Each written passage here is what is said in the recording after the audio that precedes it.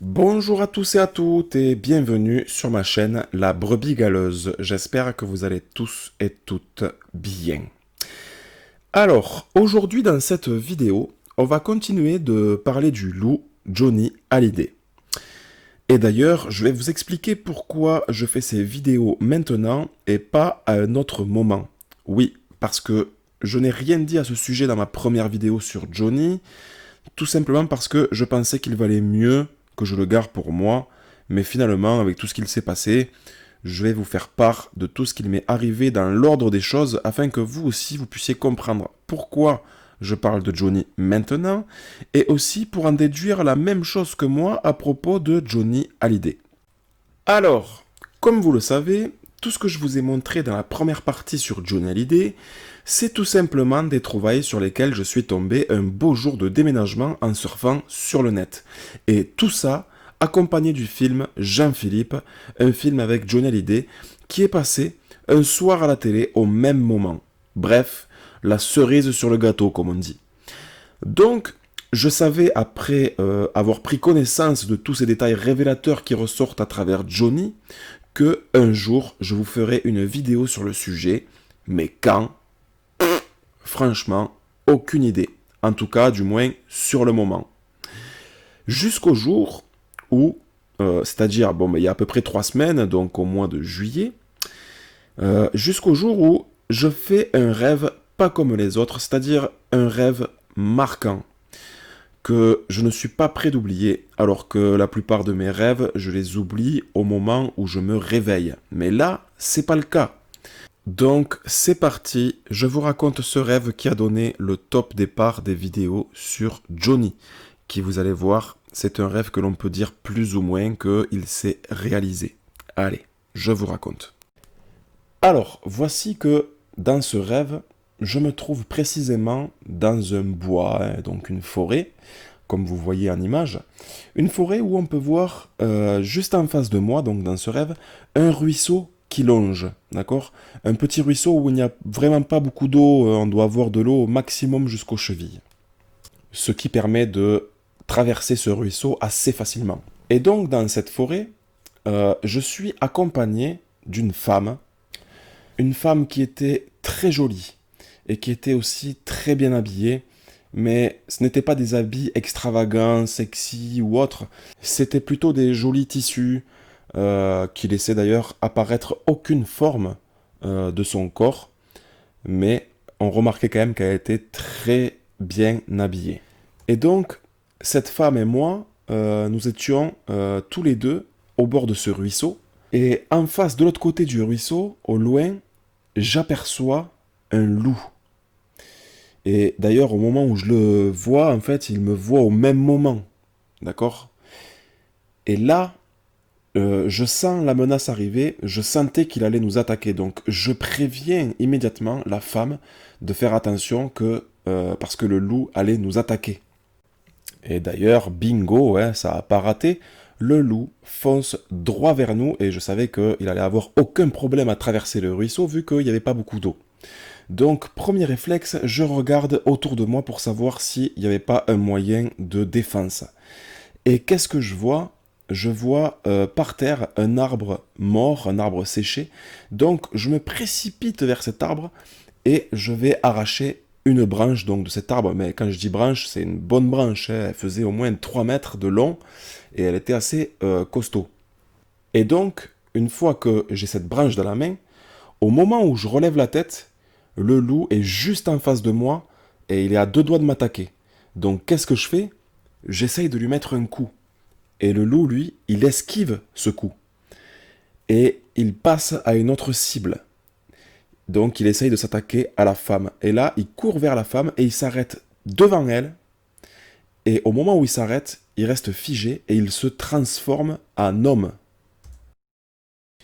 Et une fois qu'il est transformé en homme, euh, il n'a pas bougé pendant quelques secondes, ce qui m'a laissé le temps de regarder, d'observer comment il était habillé, parce que c'était assez surprenant.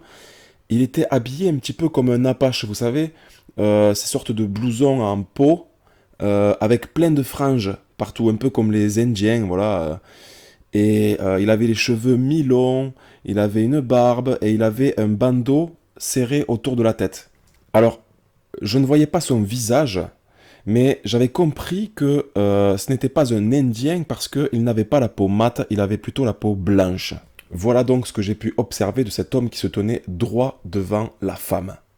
Alors, après avoir pu relever tous ces détails, voilà que l'homme sort une hache de nulle part et la jette sur la femme, qui se tient à 1,50 m de lui. Donc, normalement, il est censé la toucher. Sauf que, il manque sa cible. Et donc, moi, qu'est-ce que je fais à ce moment-là? Je lui assène un grand coup de bâton derrière la tête.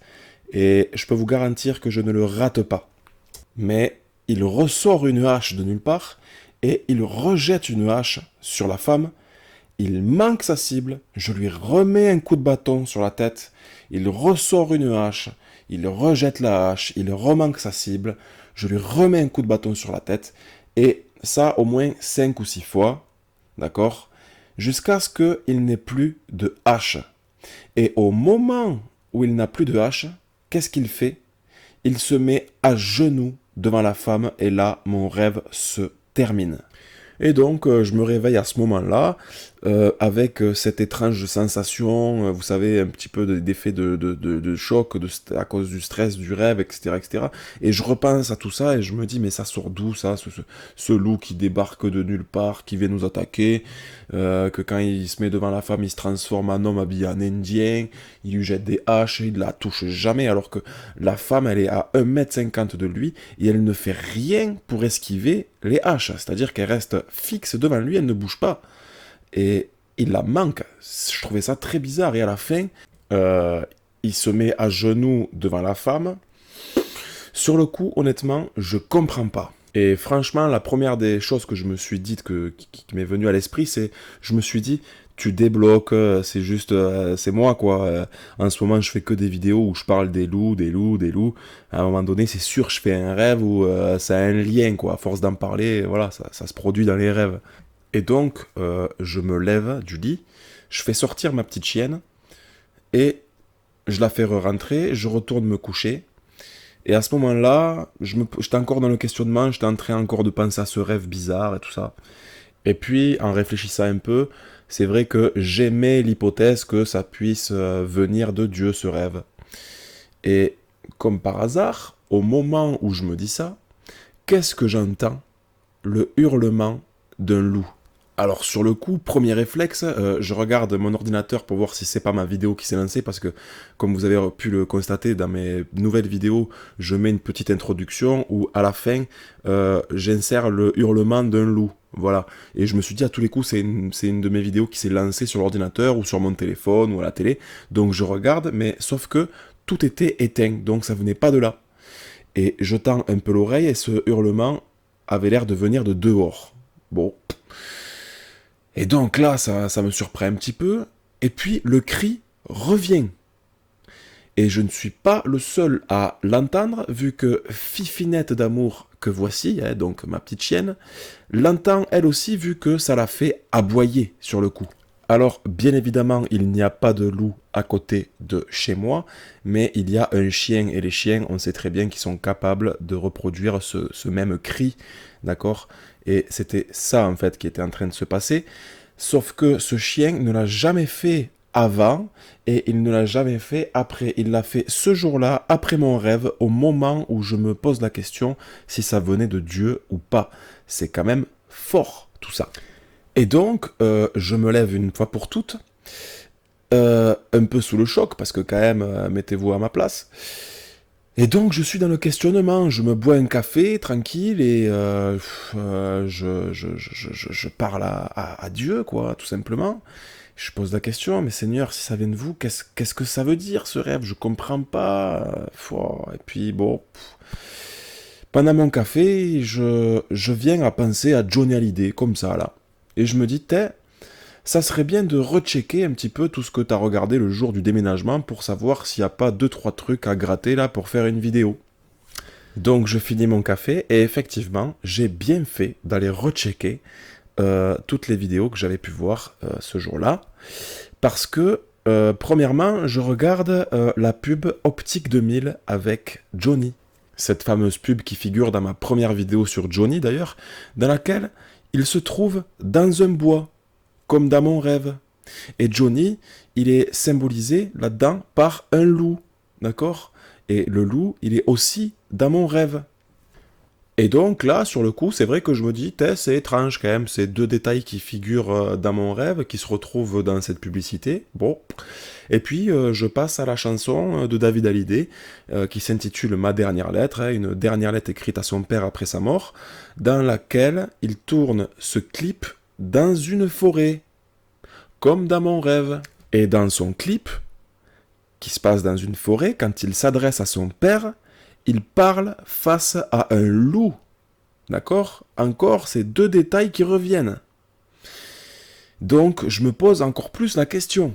Et puis, qu'est-ce que je fais? Je me dis, c'est vrai, j'avais téléchargé le film Jean-Philippe, ça serait bien que j'aille retrouver un petit peu les scènes clés, là, qui c'est vrai, ça avait fait tilt quand j'avais vu le film.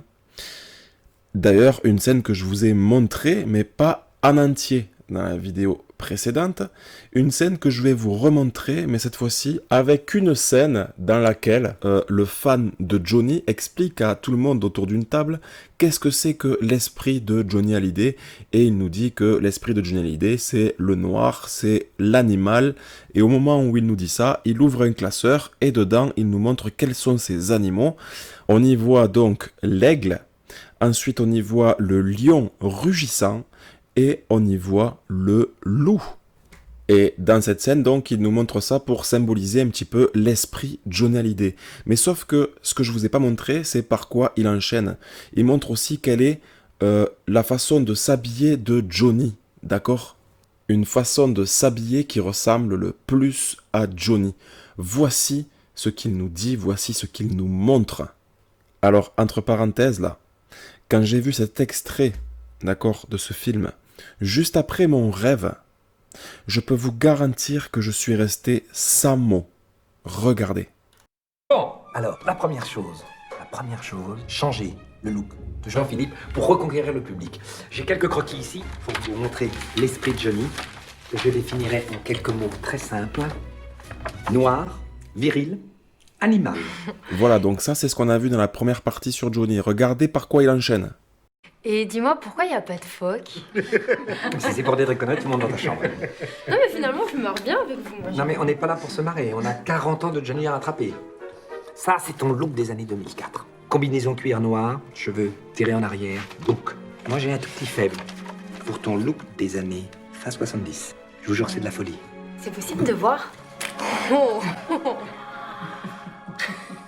Vous avez vu ce qu'il nous montre? Juste après, hein, entre parenthèses, nous dire qu'il nous jure que c'est de la folie. Effectivement, moi, c'est ce que j'ai ressenti quand j'ai vu cette image, que c'est tout simplement de la folie.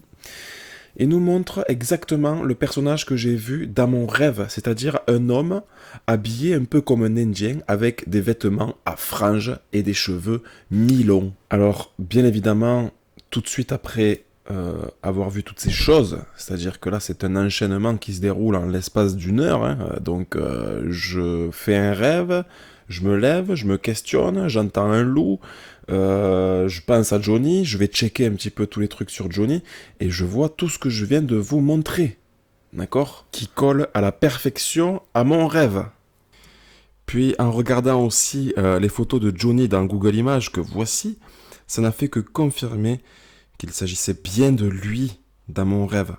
Donc là, à ce moment-là, bien évidemment, je remercie le Seigneur pour toutes ces révélations, si je peux dire.